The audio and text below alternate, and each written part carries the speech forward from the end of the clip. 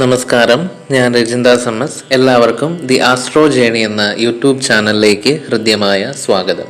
ജ്യോതിഷ പഠനത്തിൽ ഇന്ന് നമ്മൾ രാശികളെക്കുറിച്ചാണ് പഠിക്കുന്നത്. വാസ്തവത്തിൽ ഭൂമി സൂര്യനെയാണ് ഭ്രമണം ചെയ്യുന്നതെങ്കിലും ജ്യോതിഷത്തിൽ ഭൂമിയെയാണ് കേന്ദ്രസ്ഥാനത്ത് സങ്കല്പിക്കുന്നത്. ഇതിൻ്റെ കാരണം നമുക്ക് നമ്മുടെ ഫലമാണ് അറിയേണ്ടത്. സൂര്യൻ മുതലായ ഗ്രഹങ്ങളുടെ സ്വാധീനം നമ്മുടെ ജീവിതത്തെ ഏതെല്ലാം രീതിയിൽ ബാധിക്കുന്നു എന്നറിയുവാൻ നമുക്ക് ഭൂമിയെ കേന്ദ്രബിന്ദുവാക്കിയേ പറ്റൂ.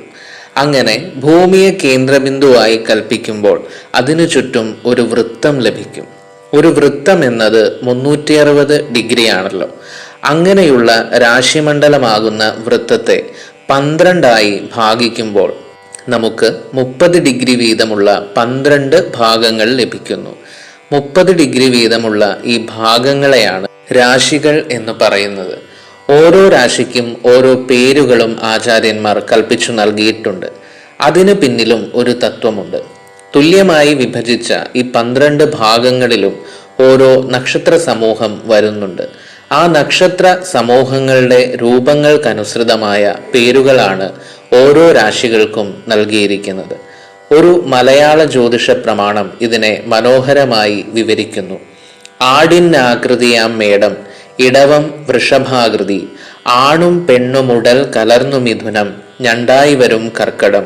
ഉദാഹരണത്തിന് ഓരോ രാശികൾക്കും പേര് നൽകിയിരിക്കുന്നത് ആ രാശിയിൽ ഉൾപ്പെടുന്ന നക്ഷത്ര ബിന്ദുക്കളെ യോജിപ്പിച്ചാൽ എന്തിനെ സൂചിപ്പിക്കുന്ന ചിത്രമാണോ ലഭിക്കുക അതിനനുസരിച്ചാണ്.